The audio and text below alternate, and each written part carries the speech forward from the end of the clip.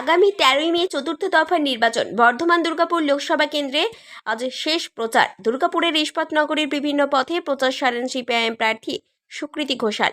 কোথাও বাইকে চড়ে আবার কোথাও টোটোতে চেপে এদিন প্রচার করতে দেখা যায় সুকৃতি ঘোষালকে।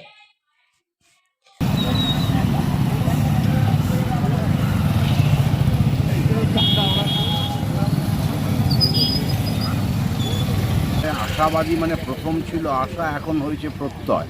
মানে মানুষের মধ্যে যে উচ্ছ্বাস এবং উদ্দীপনা দেখা গেছে জনসংযোগের ইয়েতে, তাতে আমি মনে করি যে মানুষ নিশ্চয়ই মানে যে রাজনৈতিক বক্তব্য নিয়ে আমরা হাজির হয়েছিলাম যে কেন কেন্দ্রের বিজেপিকে হারাতে হবে, সেই সরকারকে এখান থেকে সরাতে হবে কেন্দ্রেতে, এবং কেন রাজ্যের যে তৃণমূল সরকার যারা আছে বিজেপির বিকল্প হিসেবে এ রাজ্যেতে ভোট চাইছে, কেন তারা নির্ভরযোগ্য বিকল্প নয়।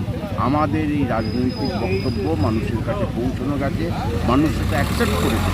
তাই আমি যেটার ব্যাপারে যেটা শুরু করেছিলাম আশা দিয়ে, এখন সেটা আশাটা প্রত্যয় পৌঁছে।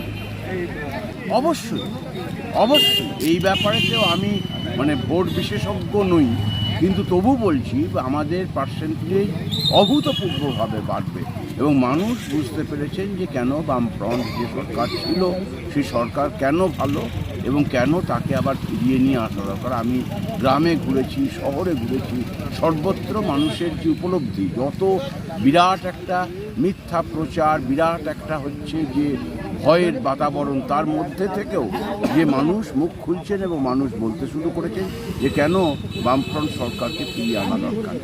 দুর্গাপুর থেকে কৌশিক বাসুর রিপোর্ট, 99 নিউজ বাংলা।